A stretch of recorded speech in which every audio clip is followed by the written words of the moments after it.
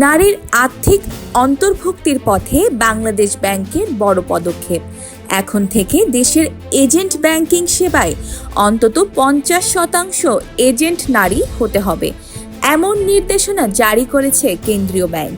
গত বৃহস্পতিবার বাংলাদেশ ব্যাংকের জারি করা প্রজ্ঞাপনে জানানো হয়, নারীর আর্থিক সক্ষমতা বাড়ানো এবং নারীকে ব্যাংকিং সেবায় যুক্ত করার লক্ষ্যে এই সিদ্ধান্ত নেওয়া হয়েছে। এর মাধ্যমে নারী উদ্যোক্তারা যেমন অর্থনৈতিকভাবে স্বাবলম্বী হতে পারবেন, তেমনি নারী গ্রাহকরাও আরও আত্মবিশ্বাসের সঙ্গে ব্যাংকিং সেবা নিতে পারবেন। বর্তমানে দেশে এজেন্ট ব্যাংকিংয়ের আওতায় 21,043টি আউটলেট চালু আছে, যার মধ্যে 18,019টি গ্রামীণ অঞ্চলে। তবে এসব আউটলেট পরিচালনার দায়িত্বে থাকা 15,860 জন এজেন্টের মধ্যে বেশিরভাগই পুরুষ।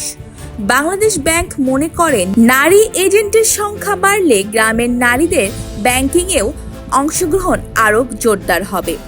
তথ্য অনুযায়ী ফেব্রুয়ারির শেষে এজেন্ট ব্যাংকিংয়ের মাধ্যমে সঞ্চিত আমানতের পরিমাণ ছিল 41,316 কোটি টাকা এবং ঋণ বিতরণ হয়েছে 933 কোটি টাকা। একই মাসে রেমিটেন্স এসেছে 2,399 কোটি টাকা। বিশ্বে প্রথম এজেন্ট ব্যাংকিং চালু হয় ব্রাজিলে। বাংলাদেশের যাত্রা শুরু হয় 2014 সালে ব্যাংক এশিয়ার হাত ধরে। এক দশকের ব্যবধানে এজেন্ট ব্যাংকিং এখন দেশের 2 কোটির বেশি গ্রাহক সেবা দিচ্ছে। বাংলাদেশ ব্যাংকের নতুন নির্দেশনায় স্পষ্ট, আগামী দিনের ব্যাংকিং আরও বেশি হবে নারী বান্ধব এবং অন্তর্ভুক্তিমূলক।